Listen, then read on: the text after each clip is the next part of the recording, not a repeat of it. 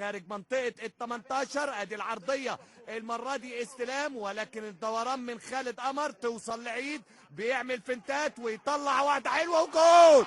جول جول جول. توفيق كل التوفيق لأحمد توفيق في الدقيقة 60. جملة أوروبية في الدوري المصري من عيد لتوفيق. جول في الدقيقة 60 علشان يتقدم الفارس الأبيض وتصبح النتيجة 2-1. بص شوف الرواية، بص شوف الحكاية.